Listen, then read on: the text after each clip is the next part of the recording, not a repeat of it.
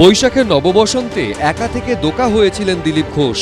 আর এবার বারাণসীর ঘাটে খড়গপুর সদরের বিজেপি বিধায়ক হিরণ চট্টোপাধ্যায়ের বিয়ের এই ছবি তোলপাড় ফেলে দিয়েছে পাত্রী ঋতিকা গিরি। সোশ্যাল মিডিয়ায় বরবধূ বেশে হিরণ ও ঋতিকার এই ছবি ছড়িয়ে পড়েছে। সোশ্যাল মিডিয়ায় ভাইরাল হয়েছে ঋতিকার আরও নানা ছবি। যদিও হিরণ চট্টোপাধ্যায়ের প্রথম স্ত্রী অনিন্দিতা চট্টোপাধ্যায়ের দাবি, তাকে ডিভোর্স না দিয়ে ঋতিকাকে বিয়ে করেছেন বিজেপি বিধায়ক হিরণ। আমি যেহেতু ওর কোনো প্রোফাইলেই নেই, ব্লক করা, আমার এক বন্ধু আমাকে পাঠিয়েছিল স্ক্রিনশট, বলছে এটা কি সত্যি?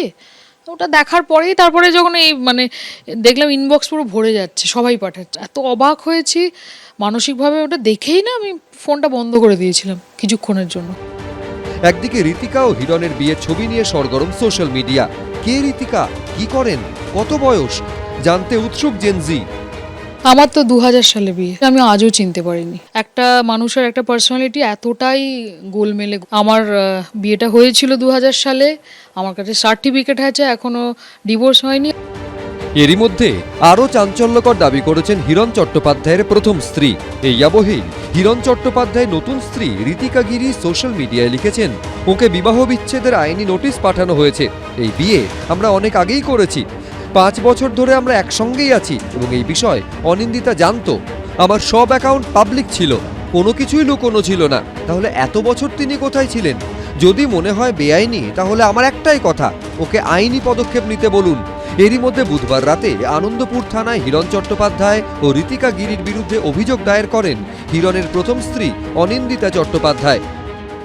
প্রমাণ করুক না, আমি তো সমস্ত প্রমাণ নিয়ে যে থানায় এসে করে গেলাম, ওকে করতে বলুন। ওরা এত সাহস তো একটা এইটুকুনি মেয়ের। মা আমাকে কল করে বললো তুই একবার ফোনটা খুলে দেখ, তোকে কিছু পাঠিয়েছি আমি। তখন ফোন খুলে দেখি বাবার বিয়ের ছবি, আর আমি জানতামও না, I had to find out through social media. Hiran চট্টোপাধ্যায়কে ফোন করা হলে তার ফোন সুইচড অফ ছিল।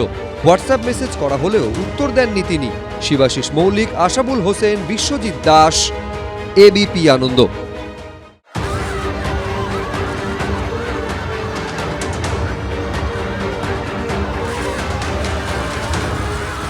আশাকর্মীদের আশাভঙ্গ আর তাদের ক্ষোভ বিক্ষোভ ঘিরে বুধবার ধুমধুমার বাঁধল কলকাতার বিভিন্ন প্রান্তে।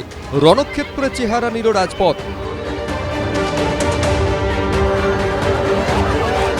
রাস্তার পিচ খুঁড়ে এখানে বড় বড় লোহার স্তম্ভ, লোহার বিম, সেগুলিকে পিচ খুঁড়ে এখানে মাটিতে গেঁথে দেওয়া হয়েছে, পিচের ভেতরে গেঁথে দেওয়া হয়েছে এবং সেগুলির সঙ্গে পুলিশের যে গার্ডরেল রয়েছে সেই গার্ডরেল ঝালাই করা হয়েছে। এই সংঘাত অবশ্য একদিনের নয়, এ মাসের শুরু থেকেই ক্ষোভের পারদ একটু একটু করে চড়ছিল। 7ই জানুয়ারি আশাকর্মীদের বিক্ষোভ ঘিরে স্বাস্থ্য ভবনের সামনে তুলকালাম পরিস্থিতি তৈরি হয়।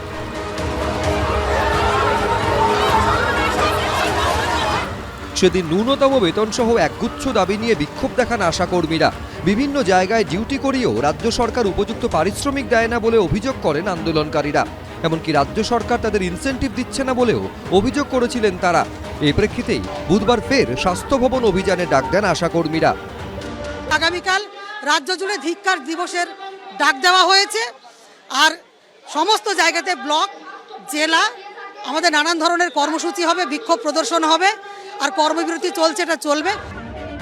যদিও তৃণমূল আশাকর্মীদের আন্দোলনের নেপথ্যে রাজনৈতিক ইন্ধন দেখছে।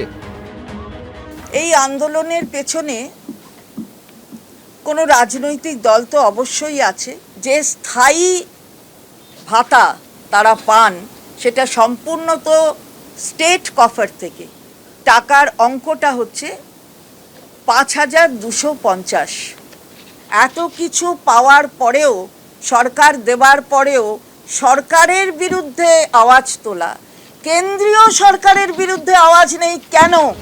সরকার একটি অসভ্য বর্বর সরকার এবং তারা অ্যাপিজমেন্ট পলিটিক্সে বিশ্বাস করে। ভারতীয় জনতা পার্টি ক্ষমতায় এলে আমরা তাদের এই সমস্ত দাবি দাওয়া সহানুভূতির সাথে বিবেচনা করে দেখব এবং আমরা তাদেরকে আয়ুষ্মান ভারত দেব। আয়ুষ্মান ভারতের মধ্য দিয়ে তারা এই ধরনের অ্যাক্সিডেন্টাল বেনিফিট থেকে শুরু করে সমস্ত বেনিফিট পাবে। বুধবার আশাকর্মীদের 5 জনের প্রতিনিধি দল যায় স্বাস্থ্য ভবনে। ভাতা বৃদ্ধি নিয়ে কোনো আশ্বাস দেওয়া না হলেও সরকার তাদের দাবি বিবেচনা করছে বলে জানিয়েছেন আশাকর্মীরা। সেই সঙ্গে চলতি মাসে আইন অমান্য কর্মসূচি করা হবে বলেও হুঁশিয়ারি দিয়েছেন তারা। অর্ণব মুখোপাধ্যায়, হিন্দোল দে, সুনীত হালদার, এবিপি আনন্দ। এবিপি আনন্দ, এগিয়ে থাকে, এগিয়ে রাখে।